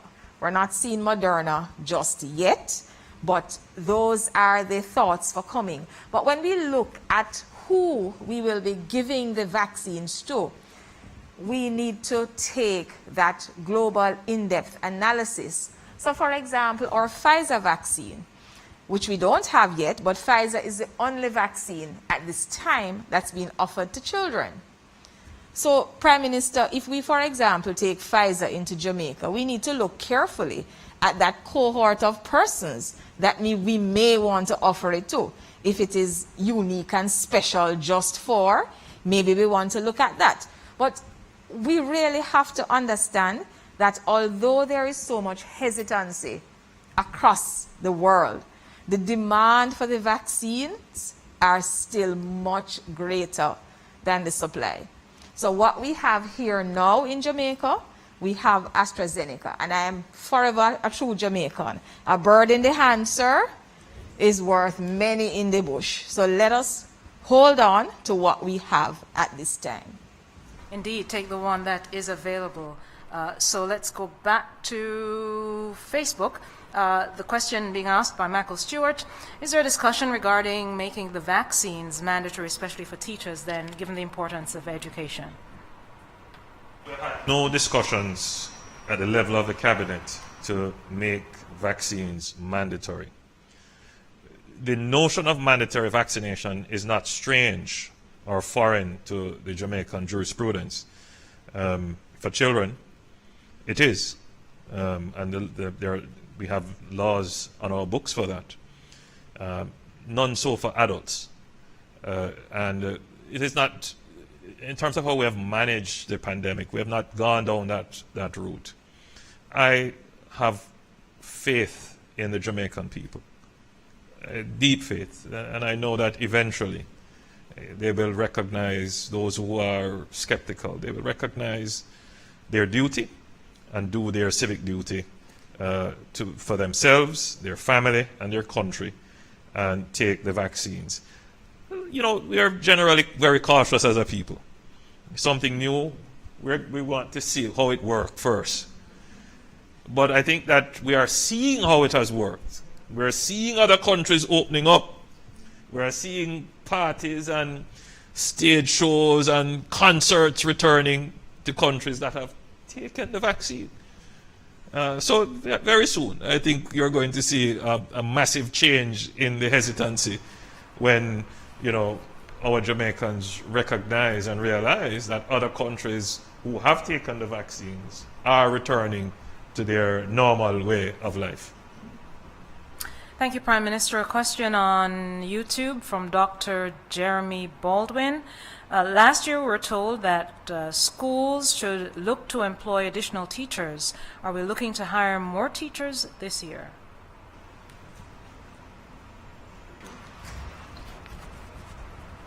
Dr. Troop is taking that one. Well, as it relates to the staffing of our school, that is very, very critical to the support that we want to provide for our students. As the Prime Minister indicated, our hope is to have face-to-face resumption.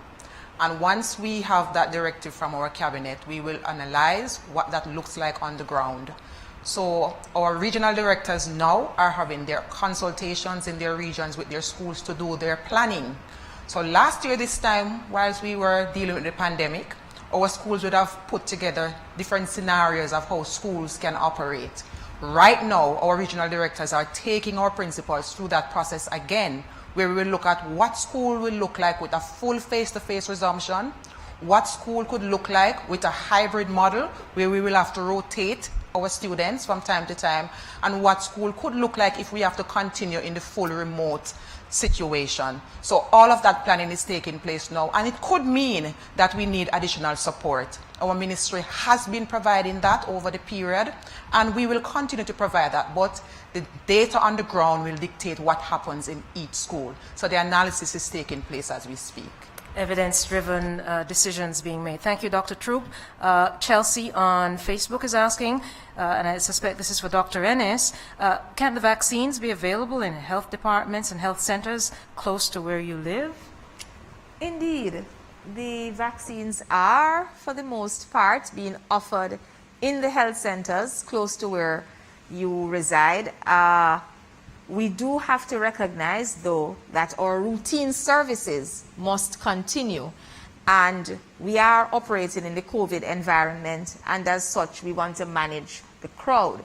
So we have opted in some instances to take it out of the health centers so that, you know, more persons can be vaccinated and we can continue with our routine services.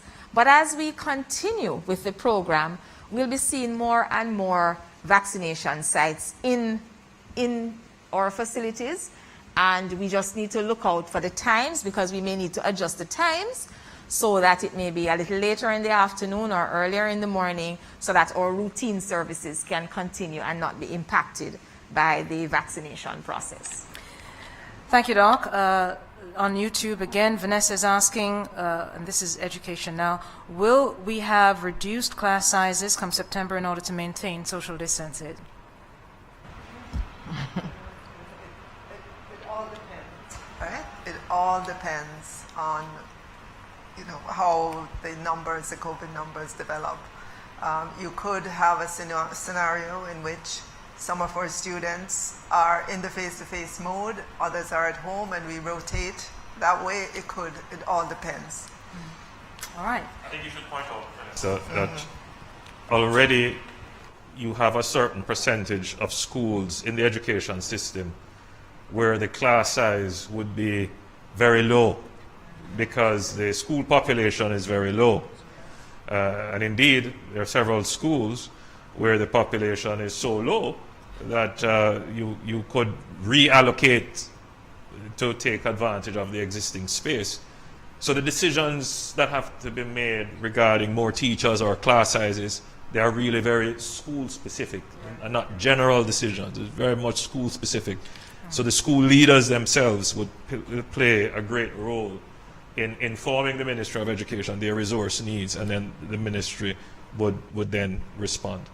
Thank you, Prime Minister. Thank you, Minister. We have about 9 minutes to 3 o'clock. Let's see how many we can get in 9 minutes in terms of questions. Coming from Diane on YouTube, she's asking, will face-to-face begin on Monday, June 14 for all grades 4 and 5 students? I feel your pain. I understand. Okay, as it relates to face-to-face, we currently have offered the opportunity for our grades 4 and 5 boys and girls to be experiencing face-to-face. I think we started that on May 31st. So we had our grade 6 students in preparation for the PEP exams, and they have done so. They went on their midterm break, and then we asked that the grade 6 students revert to remote experience and allow for the grades 5 and the grades 4 students to have the opportunity of the face-to-face as they prepare for the PEP in the first semester. So yes, they do have that opportunity. Now, we have guided our schools to make sure that we observe the physical distancing, so they may not have all the students in at all times, because we still have to maintain the safety protocols. We cannot compromise that, so we allow our principals to do the organization on the ground, but they do have the opportunity to be in school for face-to-face instructions. Thank you so much, Dr. Troop. Annalise on Facebook is asking, what will be put in place to help students to catch up to pass their exams? And I think she's speaking primarily of PEP students who would have missed the grades 4 and 5 test for PEP. Okay, for the semester to come? Yes. Okay, so Minister alluded to earlier our somewhat extension of the school year in the form of our summer school. I know some persons have said to us that they are not in support of that, but from what our minister would have indicated, the education system has a responsibility to do every single thing, every possible strategy that can be available to support students' learning. We will have to try that, and we want to make sure that our boys and girls have that opportunity. So come very soon, as school ends officially the 2nd of July, So following week, right after the 2nd of July, we will start the engagement of our boys and girls in our summer school interface using our hybrid model. We are going to be spending the next couple of weeks finding those students that have disengaged. You would have heard our minister talking about that 120,000 persons missing out of our schools. Those are the persons we are trying to find, and the opportunity is now available. Now that we are going to close school fully, now we have the physical space to bring back these students in, to work with our service providers. We are going to be prioritizing. We have no other option but to try every single learning opportunity to reach our boys and girls. Thank you, Dr. Troop. Denise is asking, are there plans to sensitize or train parents on accessing and using the various platforms employed in the teaching of their children? Yes. I think we have Casey Carr online. Naomi, perhaps we want to bounce that to her, but we do have opportunities. Casey? We have partners. I believe she's unmuting. I am on mute. Yes, you can go ahead now. Thank you. So we have partnered with the Jamaica Teaching Council. We actually have had training sessions where our parents have learned how to access Google Suite, and I'm sure we will continue that process. We're certainly open to empowering as many of our parents as possible. All right, thank you so much. All right, we have a lot more health department. To the Minister of Education, it's been proven that students with their videos on have shown positive learning than those with videos off. Will you make videos on during, it's an kind of quirky but interesting and very important question for a lot of parents actually. Will you make it mandatory for all students to have their videos on? And this is from Elise. Right. So I don't know that we can make it mandatory. We're in an environment in which not all students have adequate connectivity or bandwidth. I don't know that we can tell the students they have to. Maybe at the beginning of the class, the teacher can say, please just check in, let us see you, see that you're there. But to literally command them to always have their videos on, I don't think that's going to always be possible. But we do endorse that. Yeah. So we endorse it. It makes sense that students who are engaged with their video on would have to be more focused than those off. But we could recommend it, but as the minister said, it would be almost impossible to mandate it. 4 minutes to go. Carrie on YouTube is asking the health professionals, will there be another blitz and when? So our next blitz is actually this Saturday and Sunday. It is primarily though for persons who would have received their first dose on the 3rd and 9th of April. So we would have called those persons to come out to the National Arena, the Greater Portmore Health Center, the Anglican Church in St. Catherine, and all other sites that will be open across the island, primarily for the second dose. But remember the categories we spoke of, and we're at education, so it must be the teachers and those doing, having students doing their exit exams. Please, you can make your appointment and we squeeze you in over this weekend to get your first dose. All right, wonderful news. We have a couple more questions. It is 3 minutes to 3 o'clock. I do know that or certainly our panelists do have other engagements, but let's try and get as many as possible in. I have another one for you. Is priority being given to deep rural communities and schools for internet connectivity for September? That's from Novlet. Right, absolutely. We would have already started to look at, to prioritize our schools. Those that do not will be the first. I know that we've been using the satellite technology as a fill in the gap for our schools, and we will probably continue to do that until we extend, our fiber into those schools. So yes, for sure, we have a strong focus on the rural schools to ensure that they are ready, they're connected as well. Thank you, Minister. Another question for you. In September, when school is, and again, parents are celebrating, is likely for now to be open face-to-face, will parents also be getting the option to do face-to-face or online, or will everybody have to go face-to-face? To have their child attend face-to-face, or will they... I beg your pardon, let me go again. So the parent is asking, in September, when they're likely to have face-to-face resumption of school, will the parents have the option of being able to send the child to school face-to-face or online? So again, it's going to depend, as you heard the Prime Minister pointed out earlier, some of our schools have enrollment that are significantly below their capacity. In that case, all students would be required to be in the face-to-face mode. There are other schools that have enrollments in excess of their capacity.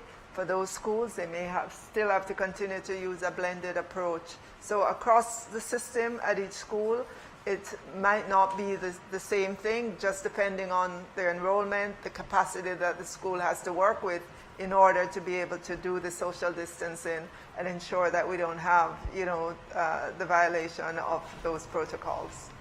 Thank you, Minister. Again, so we're here to relieve some of the anxieties for parents, and I do know that some have hybrid questions that may have been answered already, but I'll just ask some so that we can, again, allay some of the anxiety and fear. We have a question here. Will grade 6 students be expected to sit the grade 5 performance task, grade 6 performance task, curriculum-based tests, and ability tests in the upcoming school year? Okay. I think that question is being asked in light of the fact that we would have indicated the postponement of the current grade 5 PT. So our technical officers in the student assessment unit, they are currently reviewing the design of the assessment for September for the new school year. Going forward, we would have looked at several options. We have not yet presented them to our minister, so I wouldn't be able to give you a directive on that matter now. But there are several scenarios that are being explored. One, if we are to look at, for the grade 6 lineup of assessment, possibly if we have the PT in the first semester of the new school year, then perhaps we would remove, Minister, one of the pieces of the assessment in the second part of the school year for the grade 6s, because we are aware that they would have had several pieces of assessment to do. So our minister would have asked us to create some scenarios to see what is equitable, what is fair, what is valid and reliable for our boys and girls. So I'm going to ask our parents to just give us some time. We are looking to see what the suite would look like, how we could rearrange in light of the timelines for the different exams for the different year groups. So it's a technical process, but I can assure you we are going to make it fair and balanced for our boys and girls. Thank you, Dr. Troop. We'll wrap in about 5 minutes. Let's get this one in. What's being done to engage the teachers? Well, for the summer, I don't think our director for our Jamaica Teaching Council is online, but there is a suite that will be rolled out very soon for teachers that we call our empowerment, professional development and empowerment sessions.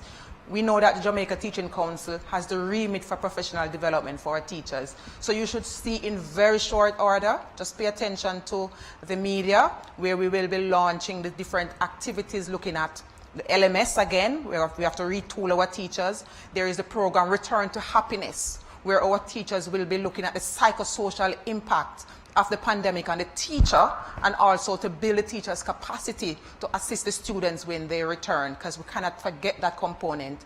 There are several aspects of the professional development that we'll be looking at. Common planning time, how do we put that planning structure within our schools to treat with reflective learning for our teachers? How do we come together as teachers to talk about what we do in the classroom, how we could make it better in the classroom? So that's a major part of the summer program, plus a number of other activities designed from consultations with our principals and looking at the current situation for our back to school. So just look out for the Jamaica Teaching Council website, and we will be sending out our bulletins as well. A number of programs have been put together for our teachers. Specific, though, to the vaccination initiative and sensitization, is there anything in particular that's being done to target teachers to ensure that they have a better understanding so that they can get vaccinated? Yes, Naomi, we have done a series of sensitization sessions similar to this with our teachers. We went live. We had the experts of the Ministry of Health with us, going through a total comprehensive presentation as to what made the vaccine, how it came together, the process that it went through to determine efficacy. All of that happened. And then we did some regional sessions again with our teachers. Then we created bit sites within our schools, within our local communities. We created a schedule in consultation with the Ministry of Health. We sent that out through our bulletins. We had the Ministry of Health team working with the regions again, sensitizing at the school level, sensitizing at the community level. We have done a series, and we continue to do so, making sure that our teachers are aware, they are encouraged. As the Prime Minister said, we don't have any plans now to mandate, but we encourage our teachers. We know you love the boys and girls. We know you want to be back in the school system. We know you want to be safe, so we are encouraging all our teachers. Take the opportunity that is available to get vaccinated. Thank you, Dr. Troop. In scanning through the questions, some of the comments, a question being posed: what's being done to address the incidence of rape of our children? So at the ministry, we do have the CPFSA, Child Protection and Family Services Agency, and I know Ms. Gage Gray is online as well. That's the agency to which all the reports for child abuse comes. It's very sad. Even though we're seeing a reduction in the numbers, we still have a lot of cases that come in on a month-by-month basis. I think the numbers where we are now is about 800 reports of child abuse that comes into the CPFSA on a monthly basis. So as soon as these reports come in, the team would be dispatched to go physically to the family, for the team to sit with the family to find out what the situation is, to provide them with psychosocial support. If there's medical assistance needed for the child, that would happen as well. And there would be follow-up happening with the child. What we would like to put in place as well would be an early warning system. So instead of just reacting to a report that comes in, we are working on deciding what is it that can tell us that something has started to go wrong in the life of a child. So we're looking at ensuring that we are able to get school attendance data almost on a real-time basis from our schools, because that would inform us as well. You know, if a child is absent from school, we want to ensure that whatever the teacher notices in the classroom, that is captured about that child. And we're looking at some other variables that we could put together to give us a sense of you know, that something is not quite right here and it needs to be investigated. So that's where we are right now. The numbers are still too high in terms of the reports that we get in about child abuse, but whenever they come in, there is a process that is activated to ensure. And case in point, you might have seen the video that went around with this little boy talking about, even though it's not, well, you could consider it mental abuse actually, because an adult filmed it and put it up on social media. But right away, CPFSA went out, put out a notice, does anybody know where this child lives? And they found out, they went there, they had counseling with the family, and they're following up to ensure that things return to normal as best as possible. Thank you, Minister. I think the general point is that the care and protection of our children really resides with parents, but also with the vigilance of our community members. If you see something, say something. It's very, very important, especially when we ensure that there is a zero tolerance against abuse of our children, indeed. Very quickly, to support what the Minister is saying, and since we're talking about education, and we have moved much of our education to online, and during the pandemic, most of our children have been kept at home, and their entertainment and their mental development has been, in many instances, farmed out to a device or a computer, and they are interacting digitally and virtually without much parental oversight. What they decide to consume on the internet is not oftentimes scrutinized by the parents. And they are seeing behaviors, they are being exposed to cultures, they are being exposed to certain kinds of behavior, certain ways of thinking that are different to our culture, different to our expectations, and exposing our children without context.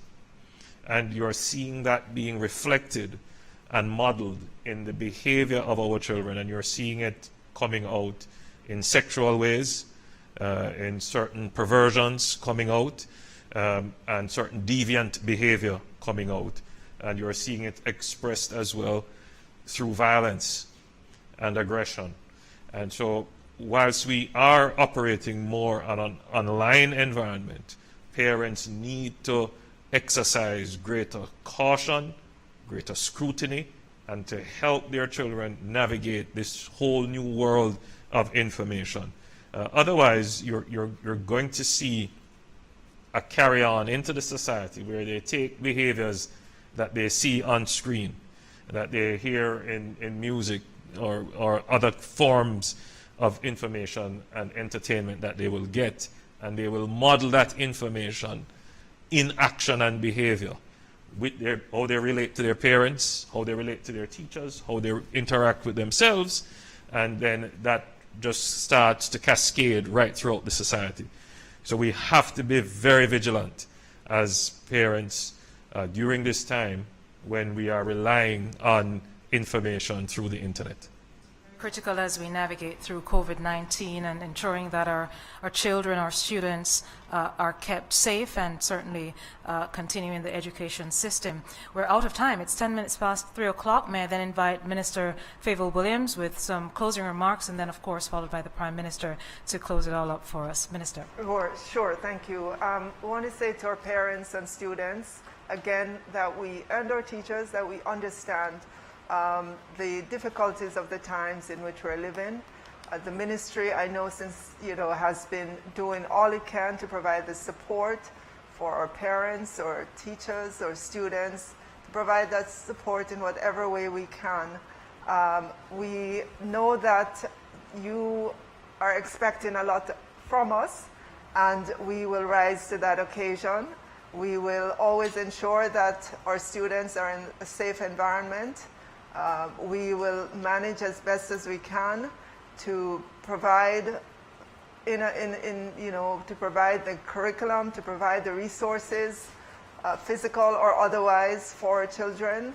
Our priority is to ensure that when our children exit the education sector, that they are high-performing students. That is what we would like to see, and that they come out of the education sector not only with education, but they come out with good character as well. That is an emphasis that's going to be more so as we start back in the new school year, to help our children understand what's the difference between good and bad, right and wrong, what it means to interact properly with their teachers, with their peers, in their communities, and so on. So we believe this upcoming school year will be a new one, a different one, and we're asking you to come along with us and help us to support your students in the new school year coming up. Thank you so much, Minister. Of course, the theme, recovering smarter and stronger. Thank you for that, as we have the buy-in from parents, students, and all stakeholders in the education sector. And now, Prime Minister, a note to everyone watching, too, that the Prime Minister leads by example. He keeps his mask on, whether in meetings face-to-face, and there are very few these days, and with online meetings. And as a mark of just setting that example, sir, you keep your mask on at all engagements. Thank you so much for that. Sir, your closing remarks. Thank you, Naomi.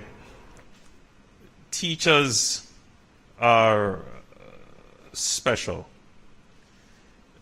Teachers have a particularly important civic role.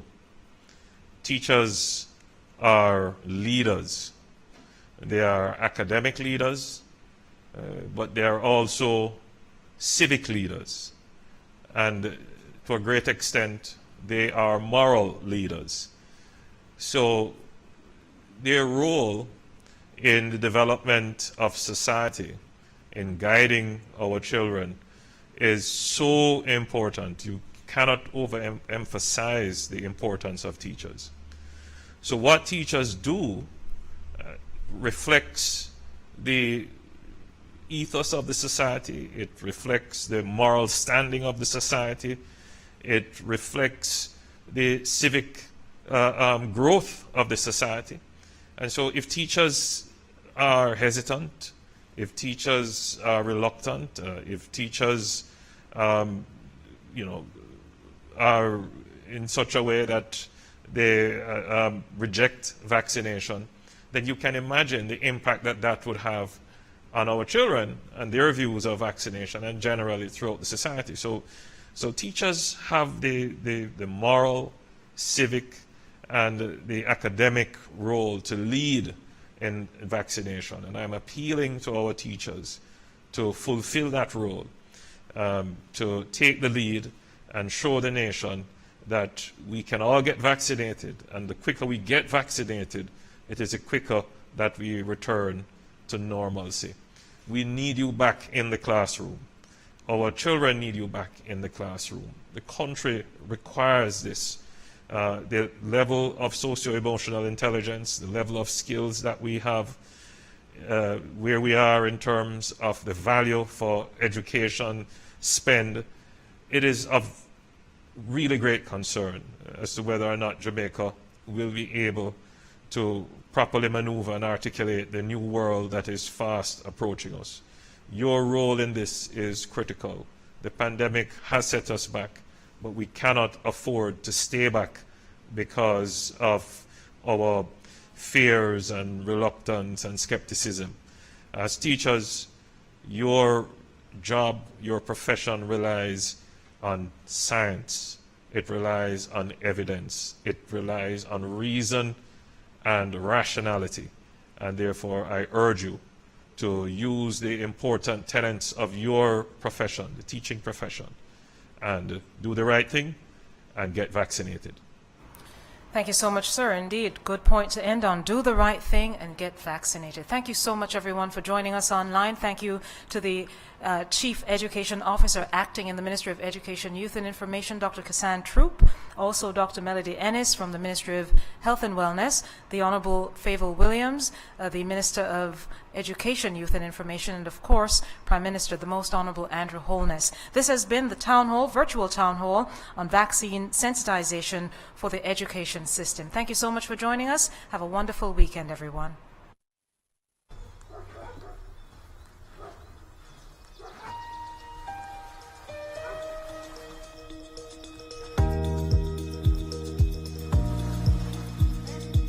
We want to go back to school.